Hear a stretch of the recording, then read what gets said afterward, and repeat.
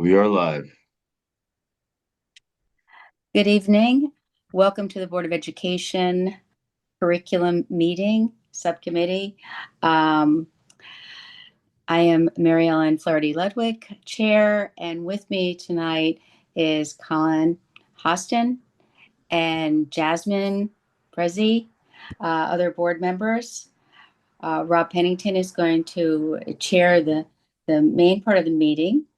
But before we get started on that, do I have any recommendations about the minutes from board members? They look okay to me.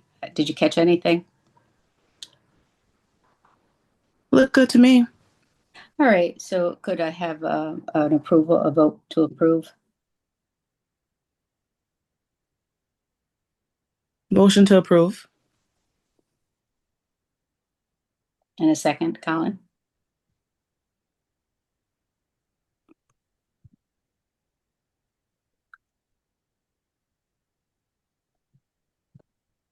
Colin? We'll come back to that. Moving along, Rob Pennington will take us through what we're going to talk about. I am excited about this. I think all parents of 6th through 12th grade kids would like to know how the new curriculum and literature is going and all the other things that we're going to hear about. So take it away. Well, good evening, everyone. With me this evening, I have three members of the team. I have Misty Hofer, who's our ed admin for K-12 mathematics and STEM. Misty, you want to say hi? Hi, everybody. All right. I have Stacy Bergen, who's ed admin for humanities pre-K through 12. Hi, good evening. Glad to be with you today. And Danny Brown, who's an ed admin for pre-K through 12 as well. Hello and good evening. All right, so let me just share my screen.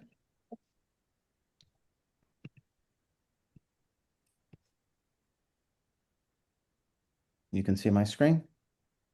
Yes, looks good. Oh, great. So tonight we're going to be talking about three key projects that we've been working on.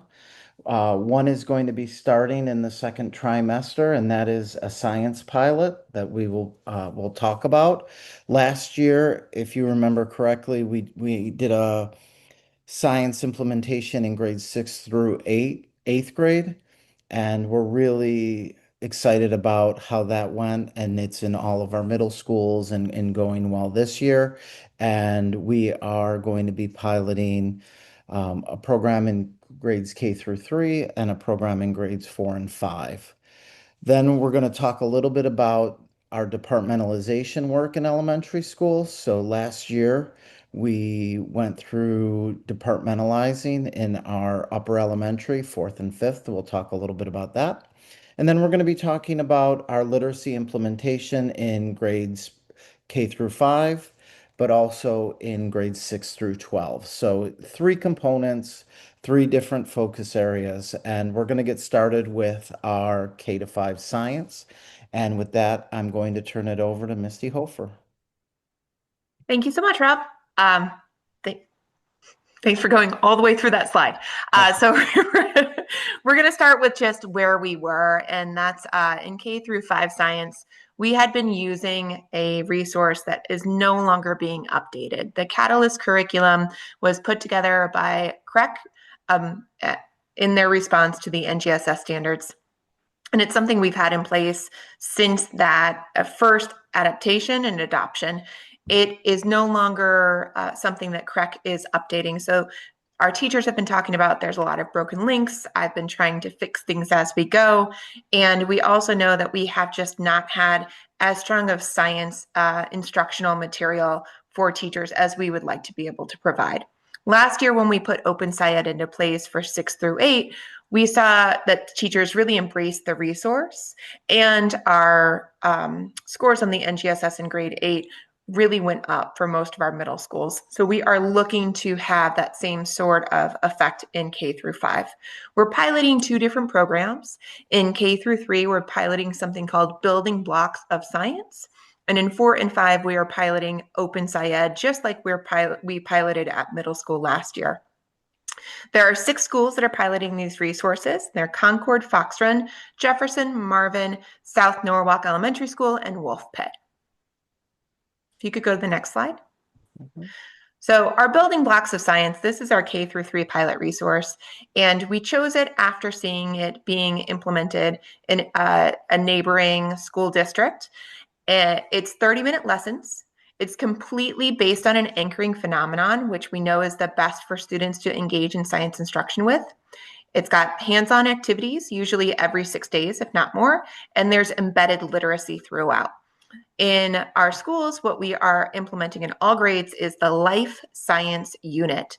So K, that is living things and their needs. First grade is exploring organisms. Second grade is ecosystem diversity. And third grade is life in ecosystems. And you can see a pacing guide that's next to it.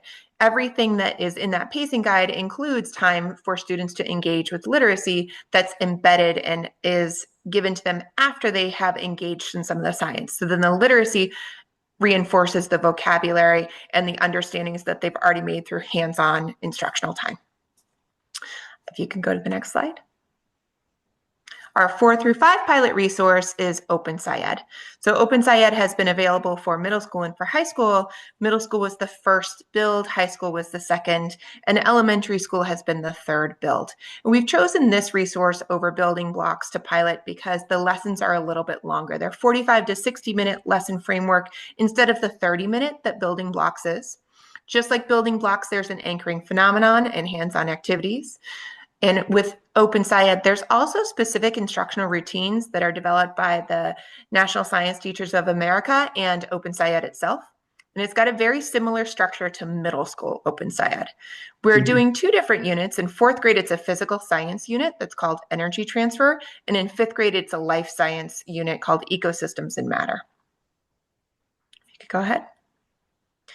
So we did all of our training last week, and it's very nice to be able to talk to you after having just done a week of training for our teachers. K through 3 teachers had a half day of training using materials from the resource, and they had a lot of time for co-planning their implementation. 4th and 5th grade teachers had 2 full days of training, which included Open SciEd routines and an in-depth co-planning of unit implementation. Now, I'll tell you that our life science units came with things that were alive. So kindergarten teachers engaged with bugs. 5th grade teachers engaged with bugs. I think it was 2nd grade teachers engaged with plants. There was a lot of hands-on activities, and it was really great to see adults who were not so excited about the bugs, handling the bugs, running the hands-on experiments with the bugs, and talking about how they would put it into place in their classroom if they wanted to touch the bugs or not touch the bugs. We are planning on implementing in trimester 2, and there's a reason there's a little asterisk next to trimester 2. Some teachers were so excited and were at a place in their instruction that they asked if they could implement before the beginning of trimester 2. We're working it out with administrators, and if it works on timing on their part, we're going to allow that to happen because we want to be able to keep up with the excitement right after training, especially if it works within their instructional time and where they're falling within the curriculum. We're going to be having learning walks. Every piloting teacher knows they've already started inviting me in based on the schedule of their implementation. And we want to get teacher feedback during this. We want to know if this is a resource besides just after training where everybody had very high marks on how excited they are to implement, but in actuality that we should continue to look in. And we're going to offer additional training. We have additional training happening the morning of November 4th for teachers who want to hop on to a webinar. And then we're going to see what else teachers need as they are implementing to make sure that they feel successful with it. So these are some pictures from training. You'll see on the left, these are 5th grade teachers who are engaging with what's called a nurse log. They're setting up a nurse log to be able to see that what happens and how an ecosystem works together. And then on the right, these are K through 3 teachers who I actually took a picture of the K teachers who are engaging with the bugs right there. So are there any questions about the pilot? I think it's important to say that before we make a decision that we are really going through a process that engages our educators to be part of the process and being able to provide professional learning, provide materials for them to be able to implement during trimester 2, gathering feedback throughout, to then make the best informed decision possible, I think is a huge compliment to the team because this is something that they designed this pilot with our educators in mind, like not starting trimester 1, waiting till trimester 2, Mhm. being able to provide professional learning before they start the pilot, being able to provide professional learning as they start the pilot. It really is something that I'm excited. I visited many of the different professional learning sessions, and there were some, I mean, the excitement was definitely there. I think, and then if all goes well, then we would make the best informed decision. So, questions about our K to 5 science? Yes, I have a couple of questions. Um, the first is, could you contrast for me the program before with this program, just in the sense of the NGSS topics for each grade? Are you sticking to the same topics that you did last year, but just um, piloting this pattern? It's a great question. So the resource that we were using before was built by CREC. That is Mhm. out of Hartford, and Yes. it followed the same sort of pattern, right? Life science, physical science, and earth and energy, right? And What so that's in the NGSS, that's in the that's NGSS. exactly What what should be happening in K 1, 2, and 3. Yes, So we're yes. following exactly the same topics, but just these programs sound really cool, including that phenomena to start out with, so teachers don't have to pull out their hair to find one. That's great. So because they're all the same standards, they're very similar, but the phenomenon is different. And I think what is the most different is the amount that is there for a teacher to be able to use in terms of instruction. Because Catalyst was built, I think more just as a short-term implementation curriculum, it teaches completely off slide decks, and there's not as friendly student or teacher facing materials. This is a much easier to implement. It tells the teacher questions that they can ask. It tells the teacher how to elicit student thinking. The literacy component was also something that was sorely needed. We did not have in our previous science program anything that was tied to literacy. And in looking through everything, we wanted to choose something that had a tie into literacy, because teaching science without that component is not as meaningful for students or for teachers.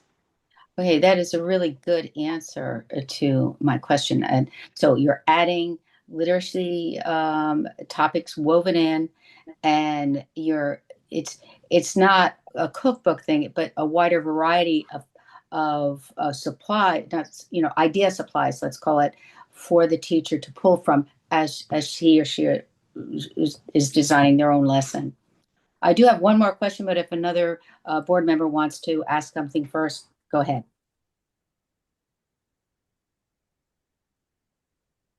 You can continue, Mary Ellen. Okay, so my second question is, could you describe what a learning walk would look like, and what the role the teacher would have, what the role with the person, assessing? How is that going to look, and in what ways are you making it friendly? So we have learning walk look fors that we use anytime we walk into the classroom. And that's really just kind of how we root what we are seeing. But the learning walk will be how the implementation is going. And then one of the other things is just gathering teacher feedback. So that might not necessarily be in the moment of a learning walk. It's really not the appropriate time to have that conversation with the teacher. I get it. That teacher feedback will come at other points. So it's really to see two different things: see the program as it's being implemented, and then talk to the teachers about the implementation. What were some of the things that they appreciated about the program? What are some of the things they were hoping to have in the program that may not have been there? And then what additional support might they need, or might we need to consider in order to roll out more training? Just to push that a little bit farther, would that be in after you've done walkthroughs? Would that be talking to the school group, or would that be talking with individual teachers? How would you do that? Teacher teams. So teachers have already started to invite me to teacher teams in order to say, like, this is some of the more planning that we need, or this is where we might want to talk. I'm going to a school next week because during training, something else came up, science-y, that they would like me to come and speak with them about. So that's really where it will be. Just in a Okay, small that makes group. sense. Yeah. That makes sense. And that sounds friendly and engaging in both ways for you and for them. Hope Thank so. you. Mhm. Yeah. That was my question I had regarding the learning walks, and then also just what you just alluded to, Misty, was how are we incorporating teacher feedback, and at what part of the process does that happen, which you explained. So thank you. No Mhm. problem. Well, and I even think based on last week's professional learning, we already started getting feedback from teachers. So Misty's been really good about providing some survey information to be, like surveys to teachers to say to get that feedback because we have both the informal or qualitative data and the quantitative data as well. So I think it's important as we're going through the process that we are gathering as much data to make the best informed decision.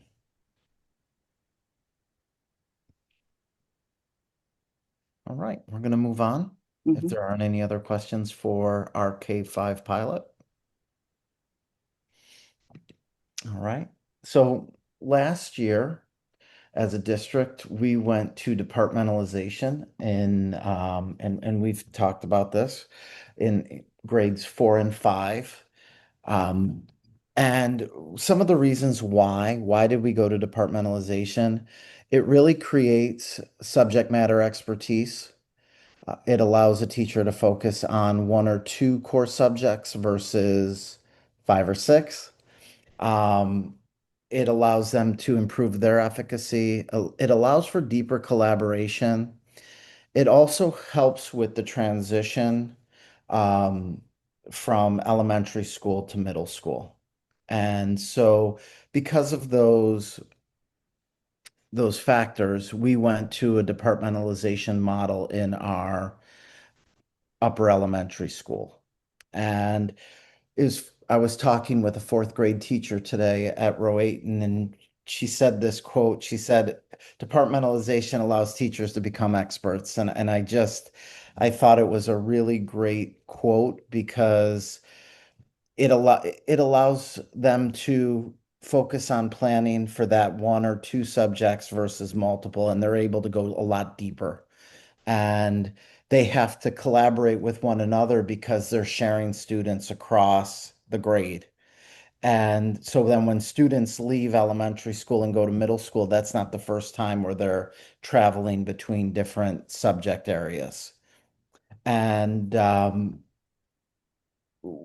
if we were to look across the district, you can see we've even had a few schools that have wanted to bring it into 3rd grade. And so they have a departmentalization model in grades 3, 4, and 5. I would not I see. recommend I would not recommend it any grades lower than 3rd grade. But we do see that we have this model across our elementary schools that are able to dive in deep, plan. And even today, what's really interesting, and Misty can talk about mathematics and science in 4th and 5th grade, we were able to provide content specific PD because the ELA teachers went to the ELA session and the math teachers and science teachers went to the math or science training. And so everybody was able to get more. What ends up happening sometimes in elementary school is we have to pick and choose. Is it going to be I a see. math professional learning day? Is it going to be an ELA professional learning day? And with the departmentalization, we're able to hit both. And so, like, being able to have that opportunity and be able to see that across the district. This is year 2 of that implementation, and I know that it has been well received from teachers. Questions about departmentalization? Um, Rob, question. You said this is year 2. Has this been going on before, not in all schools, but in some of the schools for quite a while? I know in one school, before we decided to do it as a district, in one school they dabbled, and some years they went to departmentalization, and then some years they didn't, because you need to have the right. It gets a little trickier with smaller sections. Exactly. It works easier when it's even sections 2 and 4. It can be done, and we have it happening across the district with 3 sections, but it works, I think, easier for planning in a 2 or 4 section.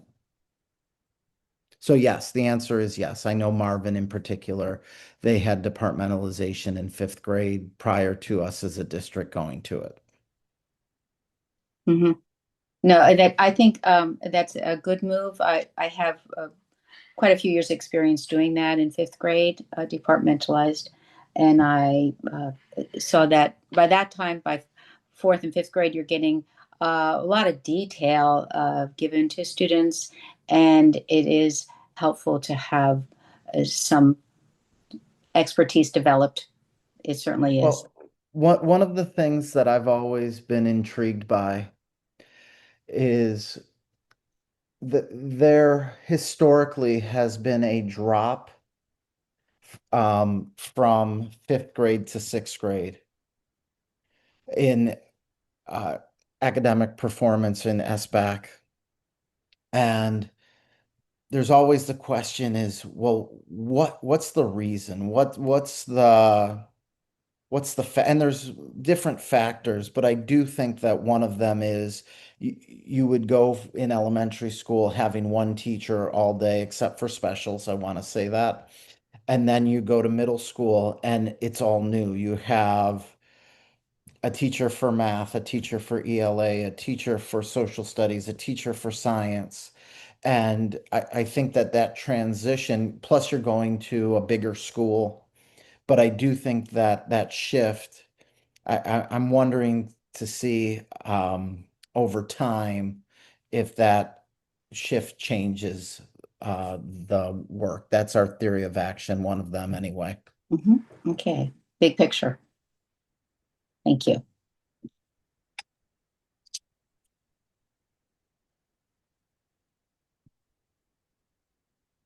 No questions on my end. All right, we're going to move on to literacy implementation. We're going to start with K-5, and then we'll transition to 6-12. Well, we did not roll out a new K-5 curriculum. We've done a lot of work across the district, and I'm going to let Stacy Bergen take it from here. Hi, good evening. So in the month of September, we were able to bring together K-5 teachers in very specific grade level meetings. And what we did was we worked on deepening their understanding of the writing program built within the Wonders resource. So previously we had relied on an additional resource called Schoolwide, and teachers found it to be like very cumbersome to try and make the two fit together. And so we decided to take a step back and re-look at the Wonders writing component and decided that in fact it was a good fit. It is a process writing program. And so with sort of the blessing of the curriculum department, we decided to move forward with the utilization of this component. We also talked a lot within those professional learning opportunities about the writing cycle and the components of the writing cycle, and did a side-by-side comparison to like what school-wide had, what the Wonders resource provides, and realize that the writing cycle is the writing cycle. All elements are still the same. Kids go through a process of collecting ideas and drafting and editing and revising and then publishing. And so the process is still the same. The way in which we approach it is just a little bit different because we have all of the necessary text embedded within the core Tier 1 resource. And then we invited teachers to participate in a unit internalization protocol, which had teachers look deeply at the unit to really look at what are the skills that students would be gaining through their study, and then looking at what is the knowledge that they're going to be building alongside of the development of their skills. And so down below are just some pictures of the work that teachers did in terms of coming to a consensus and understanding of what the knowledge and skills were, alongside looking at the writing implementation of the Wonders resource. Next slide. So while involved in this work, the K-5 literacy coaches have been very involved in the creation and the rollout of these learning opportunities for teachers. And in our literacy coaches meetings, we talked a lot about what is heavy coaching versus light coaching. They themselves dove into a unit and lesson internalization experience so that they could then lead their teachers through it as well at the school level. And they had an opportunity to sort of read deeply into the upcoming Unit 2 plans and decided on some edits and revisions that really needed to take place based upon the feedback that they had been given by teachers. Since then, we've rolled out a formal feedback form for teachers and have begun to collect that feedback as we begin to sort of edit and revise also in real time. We're really excited because we have some upcoming training with WestEd on our QTEL practices, which really support this supports all children, but really thinks about the ways in which we can support our multilingual learners in the classroom. And then we also have some additional support with TNTP on lesson and unit internalization protocols upcoming for the month of October and December. So we're really excited about that work. Next slide. We also conducted 7 walkthroughs at 7 of our schools. We visited 44 classrooms. We observed coherent utilization of foundations and Wonders resources across all schools and in all classrooms. And that was really great to see that the teachers took the work that we did in the grade level meetings, and then we saw it like within days being like implemented into the classroom experiences for our students. So we have some next steps because we always, while we collect this data from our visits, we're thinking about how we need to adjust pacing for extending our time that students spend within the text in front of them. And that we want to make sure that students are cycling through all of the learning opportunities to practice their foundation skills. So in the foundations program, there are a lot of different opportunities that kids have, but not all of those opportunities happen every day, except they happen over a cycle of time. So we just want to make sure that teachers hit all of those various learning opportunities for kids so that they are having the best foundational experience within foundations. And below are just some pictures of classroom visits that we had while we saw teachers in actions and kids learning. And I think that's any questions? Stacy? Yes, Mary Ellen.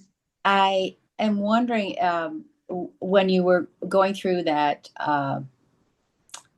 internalization of what is in Unit 1, and you're talking about the teachers themselves are taking a deep dive into it, looking to see, well, what skills are we actually building and what knowledge should the kids be gaining? If you could just give an example, doesn't take too long, of what that looks like for a teacher to go through that, and what he or she might come up with, because you're in the middle of teaching it and it seems obvious, but then going in to look, well, what are you look at the whole unit, so could you give just an example of how that looks?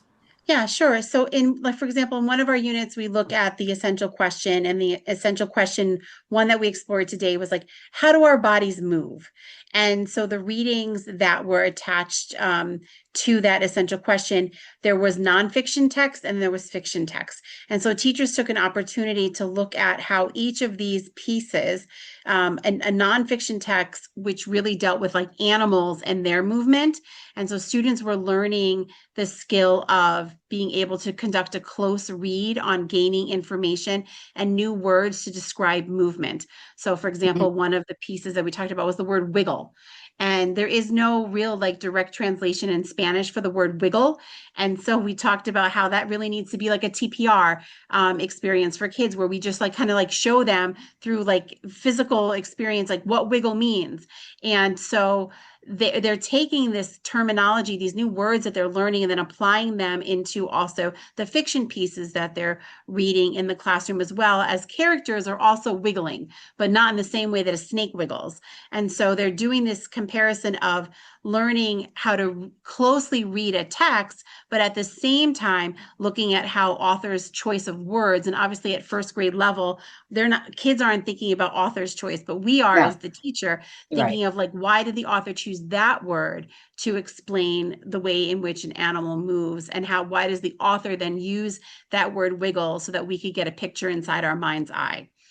And so, we're building their content knowledge around animals, right? And what they do and how they move, How they how move. we move as human beings, and then taking all of that and wrapping it up into close reading strategies.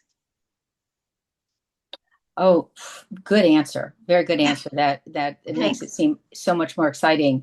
My second question is going to go back to the walkthroughs.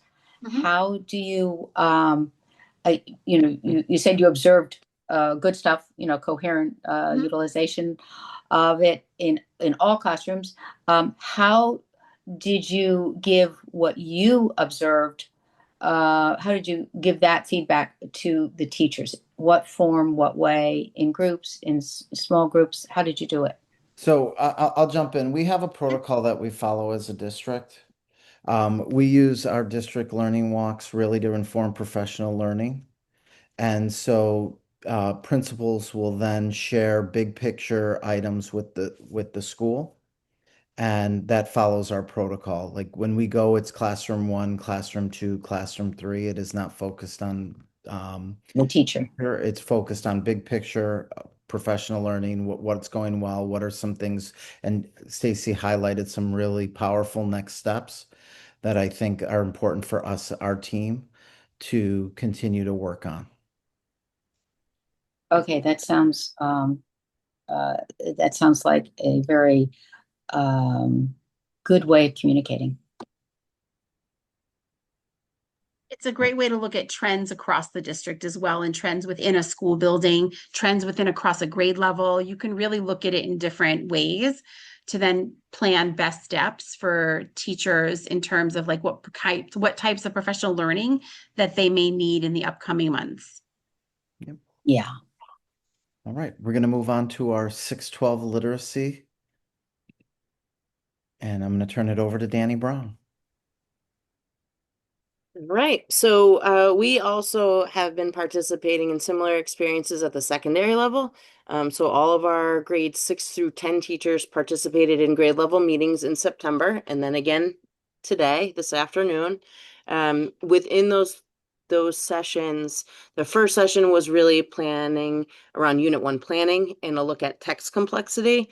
And then a lot of the feedback that came out of that first meeting was a build up to what we did today in today's session around taking that text complexity and thinking about what it means for our students and how we scaffold to make sure that all of our students are accessing grade level texts. So we were able to kind of continue to level up today's professional learning as a result of what was coming out of the feedback from those grade level meetings. We have also been holding regular coaches meetings. We have another one of those tomorrow morning as well. And the work there is focusing on that unit internalization, which Stacy described. Another piece that we have been looking at specifically has been the end of unit assessments. We gave a benchmark at the beginning of the year. We got some feedback on that around the length of that test. And so what we did on Friday with the coaches was to really narrow that test down into what are for our middle school specifically, around what are the priority standards and skills that are being explicitly taught during the units of study that we're following. And then how did we pare down that end of unit assessment to give us the information to tell us how our instruction has been going, but also guide us into what we need to know for unit 2. The next phase of that has been working with our coaches and building their capacity to support their classroom teachers on the implementation of the NPS literacy vision and our core beliefs, and how our programming through StudySync and Odell is being kind of honoring the belief systems that we have around what is right for kids as it pertains to literacy at the secondary level. So the photos on the bottom is from one of our teacher. On the bottom, I think that looks like 8th grade, our 8th grade band meeting, and the photo on the right is one of our coaches meetings. We also participated in those literacy learning walks. That was alongside our partners with TNTP. We were able to visit all 9 of the secondary schools in 2 days to see the implementation of StudySync and Odell, and we saw that happening in all of the classrooms. We also were able to see that students were engaging with grade appropriate texts and working towards their culminating writing tasks in many of the classrooms. And like Stacy said, the work that we did during the grade band meetings was like a look ahead at upcoming lesson that they could take back with them in turnkey when they got to that point in the unit. And we also were able to see some of the work that was happening through our work with the Odyssey, through our work in 7th grade. They were reading a story called 7th grade, and we saw that in our visits as well. What we took away from that was some of the pacing, similar to what Stacey said. We have made some adjustments of pacing at the high school level. Those recommendations have been given to teachers because we were trying to combine 2 units at the beginning of the year as a foundation unit to just build up some baseline, and it ended up kind of holding us back for a few days. And so we're speeding up some of the unit planning so that we can get kids to the finish line of the summatives there. We are in the process of collecting student work samples, which our coaches are bringing to their meetings tomorrow, to look at how is the instruction creating student output, and to think about what that might mean for us moving forward as we prepare for future professional learning and what we need to do to prepare for Unit 2. And as always, we are constantly collecting feedback on Unit 1 through informal processes, either through the debriefs of the learning walks or through even just our conversations again today. And the feedback from today's professional development will help us to do this work better each day. So that's where we are in secondary. Before we jump in, I want to give a shout out to our principals and to Stacy and Danny, because over the last month, one of the pieces of feedback that we had from different conversations with teachers is this idea that many years ago, there were opportunities for grade levels to come together outside of professional learning days to collaborate with one another, to work with one another. And in the month of September, both Stacy and Danny did that with all of our K-5 teachers, all of our 6-10 teachers. And they were able to come together for half day of professional learning, but collaborating with one another outside of our professional learning days. And it was the feedback that I heard was really great. But when that happens, it does take a toll on the school because they have someone that's filling in for half a day. And so that I know that there's always a give to get when you're doing something like this, but I do think that the teachers over the last, I'm going to say month and a half. I think that when it comes to our Wonders implementation, people are feeling very comfortable and strong, and the internalization protocols and the work that's been happening with our literacy coaches has really been powerful, and the same through 6 through 12. I do think that being able to find out early on that an assessment that we had planned was too long and needed to be adjusted and tweaked really came from our teachers, and compliment to Danny and the team. They were able to go through and make adjustments moving forward. So I just want to highlight that piece because it is something that I know in having conversations with teachers, that's something they missed. They missed that opportunity to come together with their grade level counterparts or their sub like department counterparts. And this year we have really made that happen.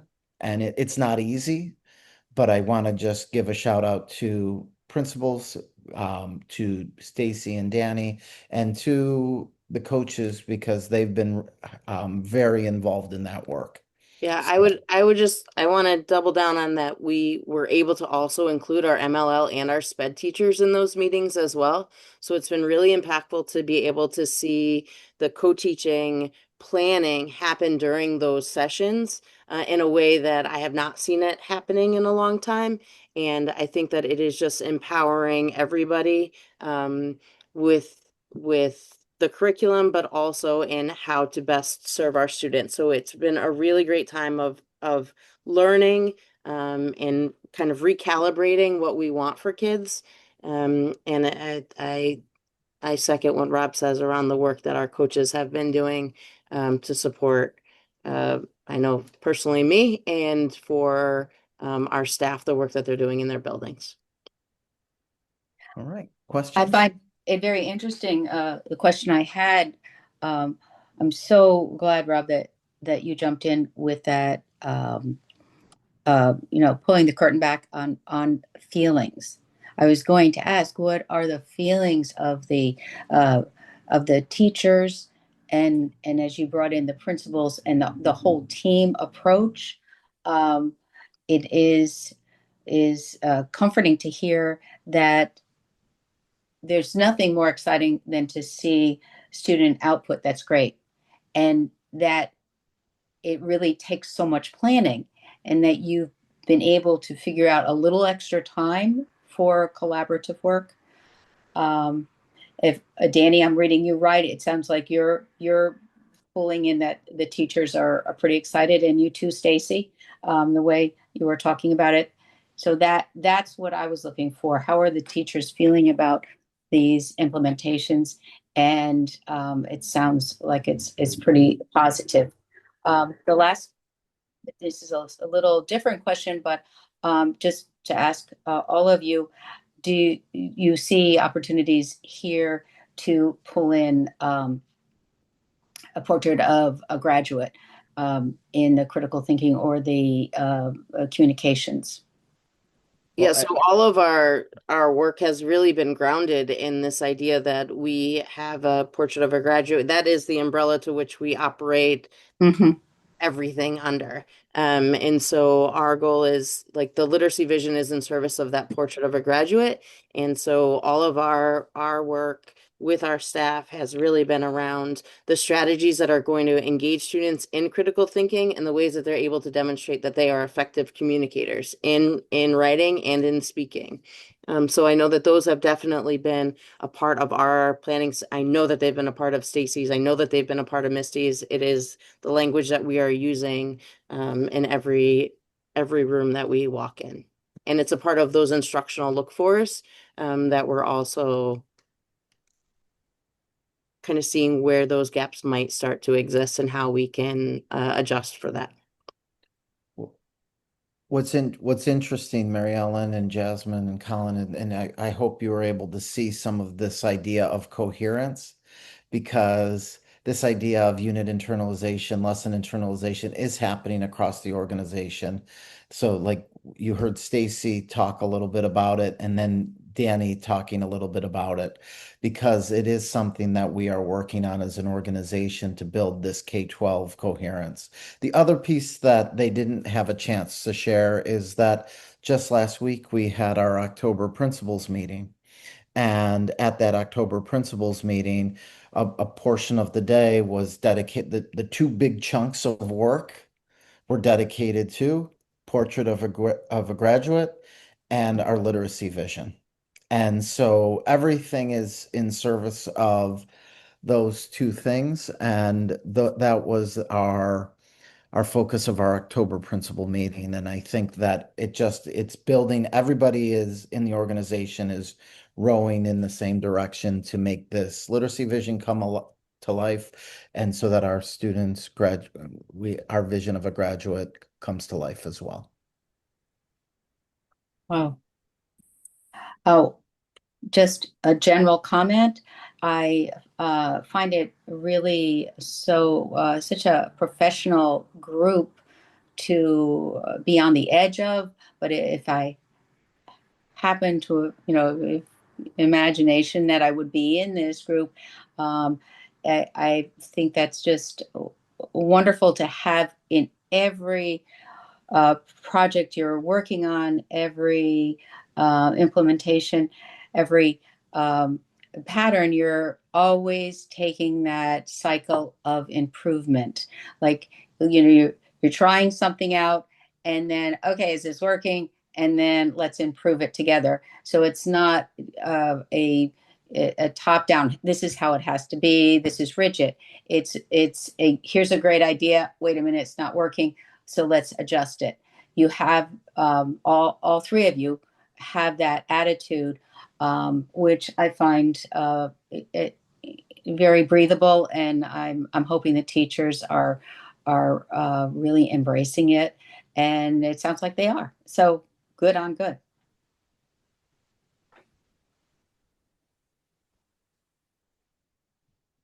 Yes, thank you all so much, and I really appreciate the work that you're doing, and also the providing us the detailed information of some of the the back end things that go into what you guys are presenting. And I think it's super important that I know as a team in a district we value feedback, and it's not always the easiest to implement it, or timely is when people will want to see it, but to know that it's on the top of your mind, and that not only are we receiving the feedback, we implement it. And so teachers, that's the most important. Teachers and admins feel heard, because when they're empowered, they can empower the students.